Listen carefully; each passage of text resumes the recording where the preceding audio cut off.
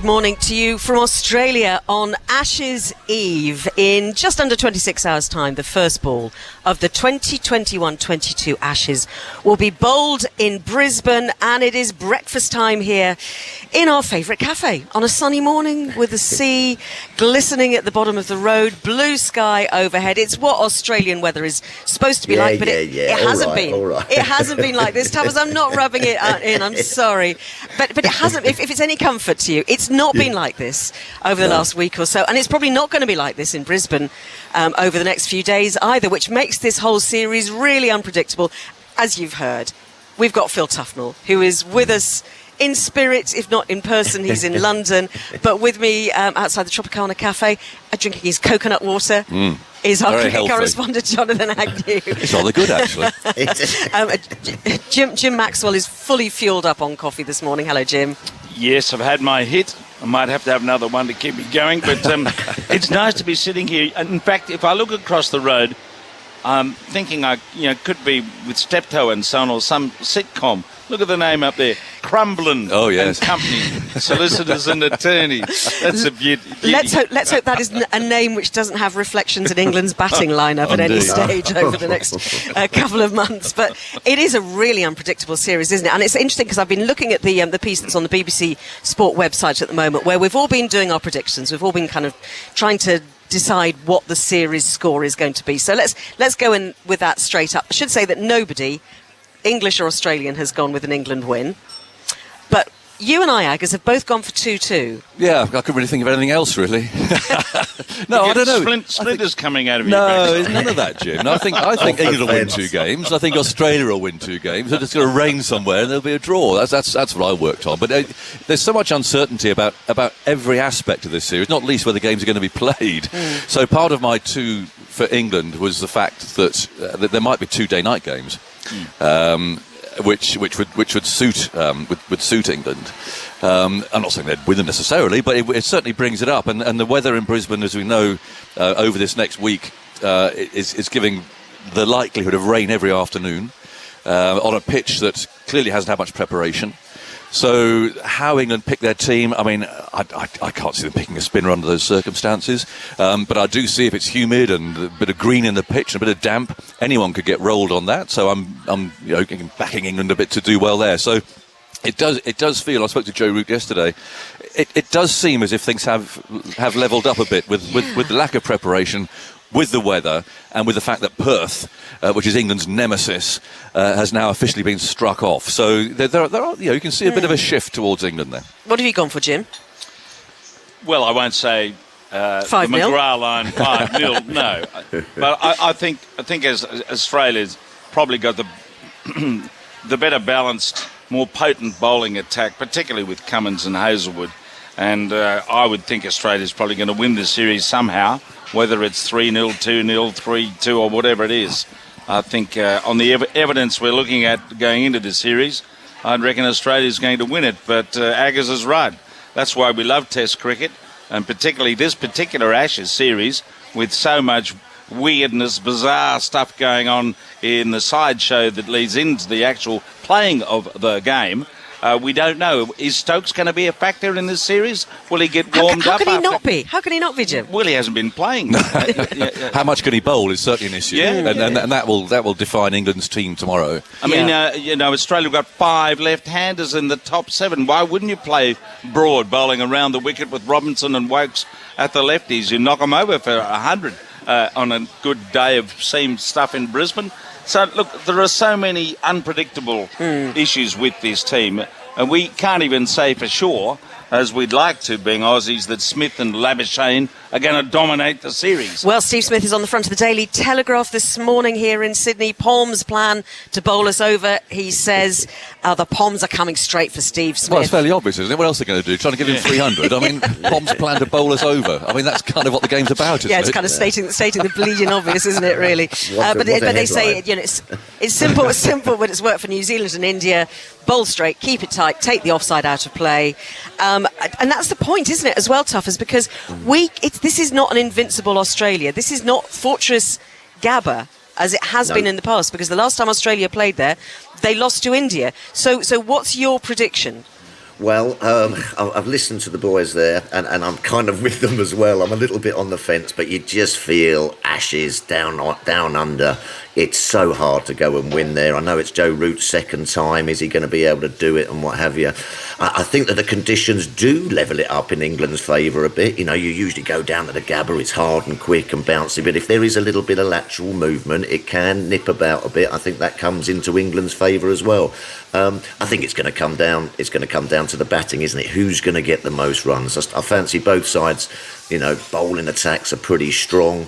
Perhaps Australia's just got the edge on that, but it's who can get the runs. I think Joe Root summed it up beautifully. He said, you know, that there's Test cricket and there's Ashes cricket. Who can handle the pressure? Who can get off first? Who can play well at Gabba is going to be crucial. It always is.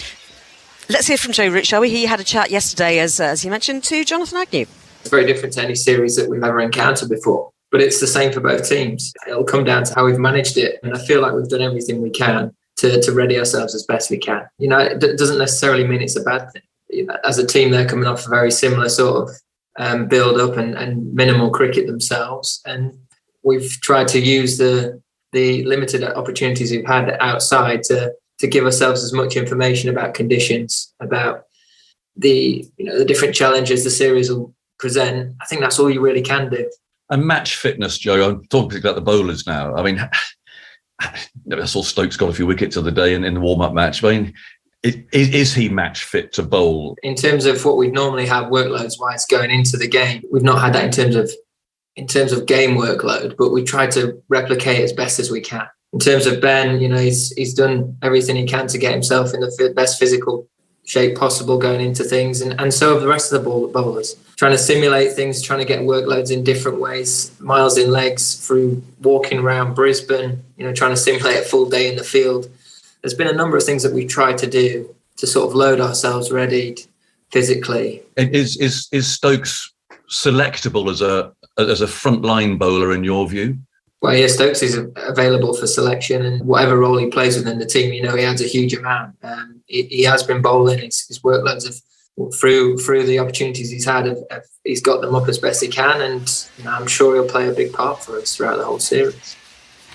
So Ben Stokes, we think probably will play. Just on the dodged that. I mean, he dodged the answer on whether he's fit enough to bowl. I mean, it has come down to fitness work. Walking around Brisbane. Yeah. I mean, that, you know, to try and get used to a day in the field, they're going for a walk around Brisbane. I mean, that's how mad it is. I saw Stuart Broad posting on Instagram from Kangaroo Point yesterday because they'd obviously been on a bit of a hike. I mean, Aggers and I went on a bit of a hike yesterday, didn't we? We did. I'm not sure we did do a day in the field, sadly, Ellie. But no, I mean, that is what it's come down to. You know, an Ashes preparation to try and get used to a day in the field. You go for a walk around Brisbane. I mean, it just seems it's absolutely extraordinary, isn't it? It's the same. It's the same though. It's the same for both teams, though, Jim, isn't it? Up to a point, and I think some of the Australian players have been playing some cricket.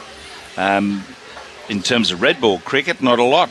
When you look back in the last couple of weeks and what Australia have been up to, yes, I think the fact that there's been this kind of shadow boxing lead up and very little cricket being played. I mean, nowadays they take in Australia the players out of the Sheffield Shield in order to have these squads getting ready for a match. I would have thought they'd be much better off playing in a game. Yes. But then someone will say, oh, we don't want him to get injured, and so it goes. Can we talk about the teams? Because I know, Tuffers, in your predictions, you said England should play a spinner.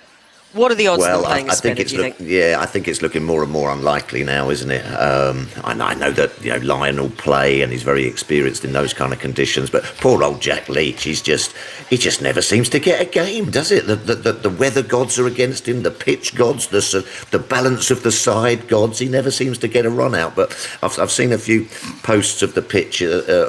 It looks a little bit green, doesn't it? It looks, as you say, there's going to be rain, there's going to be overcast conditions, so I just can't see a spinner playing. I don't know whether I gave you my prediction, actually. I think Aussie are going to nick it 2-1, Ellie. I think they're just going to pinch it. But, two draws. Yes, that's right. But also, we were just saying about the lack of red ball cricket there. As a bowler, and you'll know this, John, once you walk over that white line, you get that first couple of overs under your belt, you're in rhythm, aren't you? You get in rhythm and you see the ball just sort of moving a little bit. You get the cherry in your hand and it all comes back to you very quickly. With the lack of preparation, I just fear for the batting. So I think if England are to win, Joe Root is going to have an absolute stonking series. It's coming back at the end of the day too, isn't it? If you're not match fit, the quick bowlers, to come back after tea, maybe the second new ball, whatever it may be, it's those overs in your legs that you need, especially going to 28 degrees and. Yeah, it's the Ashes though, Aggers, isn't it? You kind of put that to one side, don't you? I'm not saying you're not going to try. I'm saying if you're not match fit. But sometimes you. Go on, so I was going to say Brisbane. And you just give me the ball, let me at them. Come on.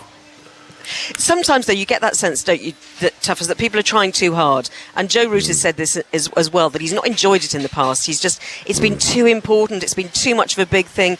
You know, we did a podcast, didn't we, Aggers, the other day, when we were talking about Steve Harmison's famous first ball, which went to second slip.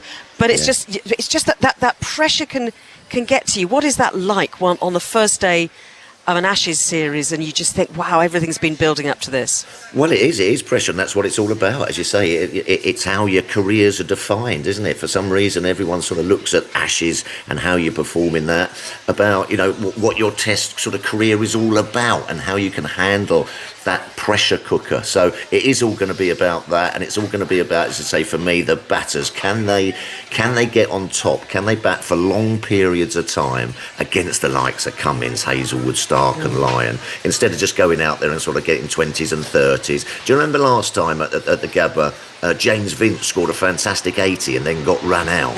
You know what I mean? And it was he just walked past us, Tuffers. He just walked down the road past us. Yeah, the Sydney Sixers players are staying in the same hotel as us, and he did batter quite well at the SCG, didn't he? The other day with Josh Philippi, who was also sitting here with us. But maybe that's an omen. James Vince, who did all right in the first day at the Gabba, and then before he got run out, but it meant nothing. He walked past us having breakfast. Yeah. Well, yeah, possibly. I mean, he shouldn't have been run out, really. No, it was nice to see. But I mean, England have got to work out what they're going to do with this batting order. Really, I mean, we know that Burns and Hamid will open, Milan almost certainly at 3. So that's where they've got to get a good start. You can't keep having Root coming out at 30 for 3, which is what's been in the past. Stokes obviously behind Root, but then Bairstow, stroke Pope. Again, we haven't seen them batting. We don't know what form they're in, but do they go for the experience of Bairstow? I think I probably would if it were me. Butler, and then you're down to this really interesting situation with the bowling. And again, it depends on Stokes, but I reckon that they probably have 4 plus Stokes. It just feels there's that sort of a setup. So Wokes, there's batting, of course, at 8. Robinson, Broad, and Anderson. I mean, that I would think is the likeliest team, but. You know, we're sort of predicting from long range. Yeah. Australia named their team 2 days ago, Jim, so we know that Mitchell Stark is going to play despite some misgivings in some quarters, including Shane Warne, who said that he needs to go back and play Shield cricket and get himself, you know, firing again. But the batting lineup, I mean, what do you think about the fact that they've gone for Travis Head at number 5? How do you feel about David Warner at the moment? Is he going to get the big runs like he got in the T20 World Cup, or is Broad going to torment him like he did in England? Well, the battle of the new ball is often something that decides a series, isn't it? So, on the one hand, England's looking a little fragile at the top with Stark, Cummins and Hazelwood firing the missiles. Australia at the top, you're not too sure with David Warner these days. He's not quite the player he was, but like all good players, if they get in, look out. So there's going to be some edginess, nervousness at the start. But I think Australia's batting is vulnerable. There's no doubt about that. Outside, to me, Smith and Labuschagne, I wouldn't be 100% on the rest. And I actually don't think Travis Head is the best number 5. And I don't think Khawaja is either. But that's just a matter of opinion. I'm not a selector. I think Nick Maddison's, at the moment, a better player than either of them. But we'll see how that goes. Cameron Green's the interesting one. So he's their 6'8" all-rounder, isn't he? Yeah. Well, batting all-rounder, his batting will be somewhere along the line out of this world. Whether or not, with the ball wobbling around a bit, he can get his front pad out of the way, that'll be interesting to see. I mean, Brisbane is a fascinating place to start the series. As we go back, Len Hutton sent Australia in and got clobbered in 54-5, won the series, right? Got another Yorkshireman now, Ray Illingworth. He had some fun out here until they managed, through the agency of John Snow, great fast bowler, win the series in 70-71. And you've got another Yorkshireman captaining England now. Well, that's what I'm saying. So, but we've also seen, Alan Border send Gatting's team in 86-7, got clobbered by both of them mainly, when Australia had Chris Matthews. They tried with the new ball and he bowled all over the park.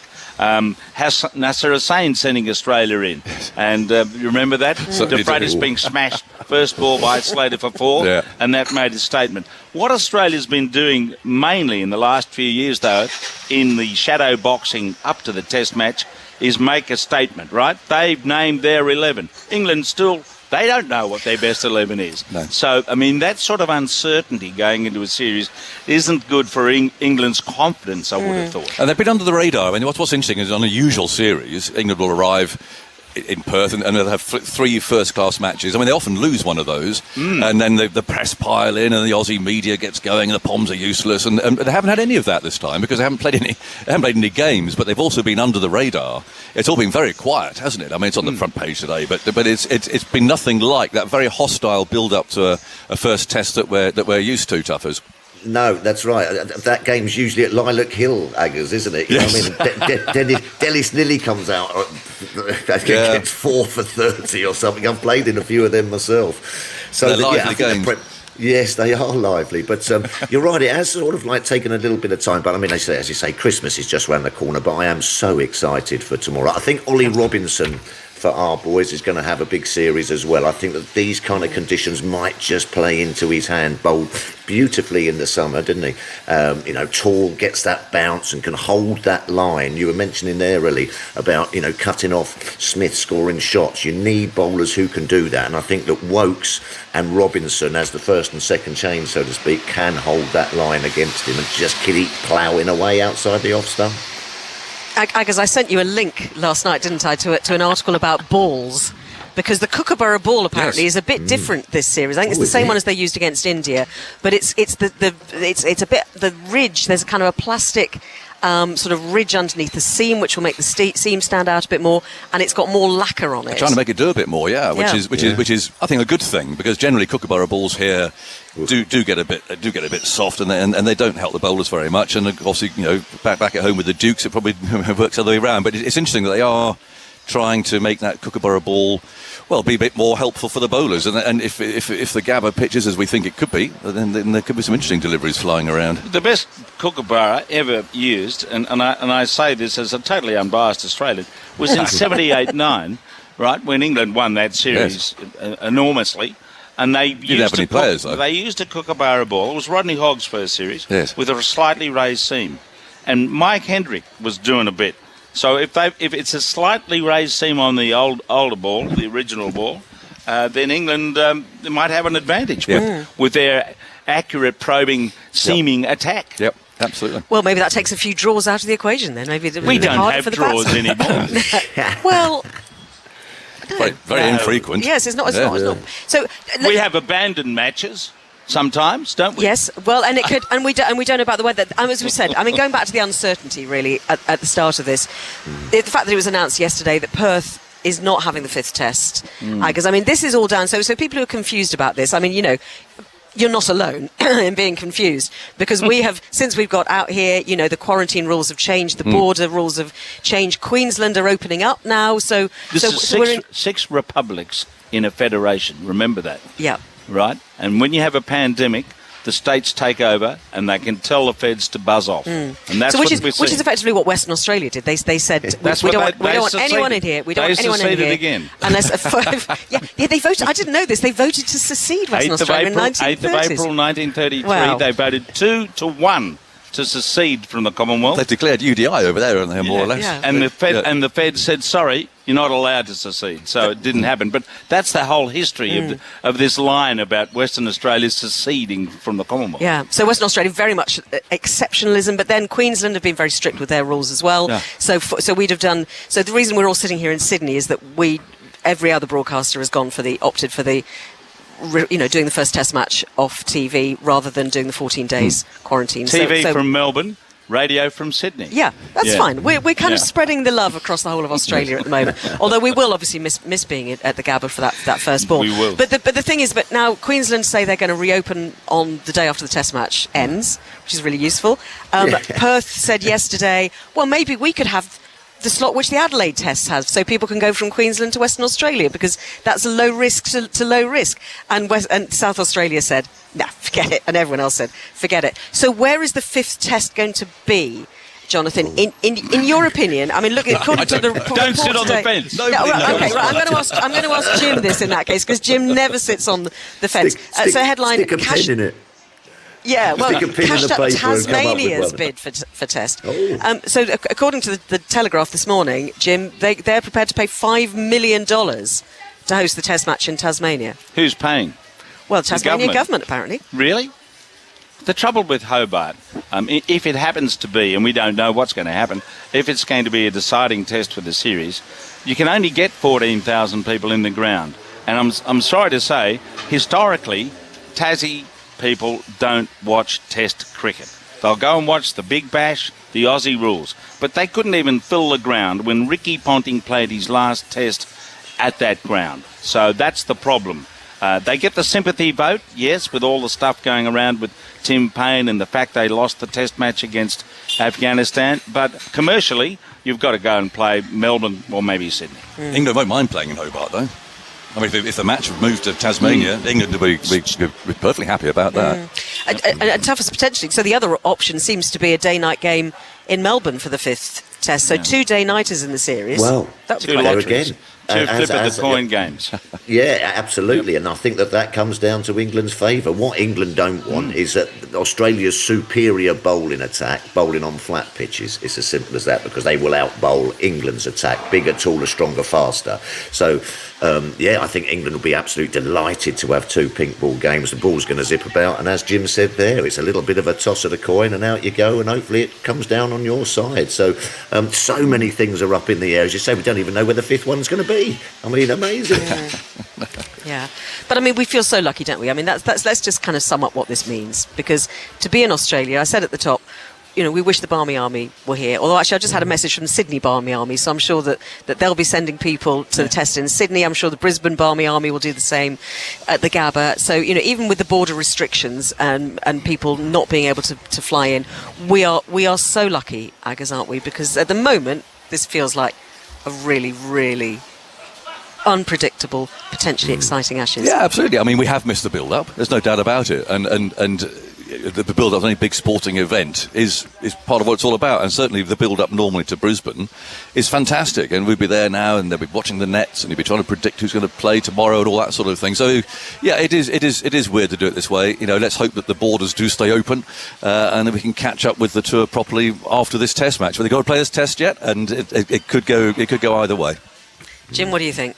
Yep, I would think whoever wins the toss has got an awkward decision to make, unless it's obviously overcast and awkward and the rest of it. But it looks like it's going to be one of those days when you want to have a bowl, even 24 hours before the game, as we've seen in Shield matches during this period of the season. Winning the toss and bowling normally determines the match, but we've seen accidents happen before at the Gabba when you've been sent in.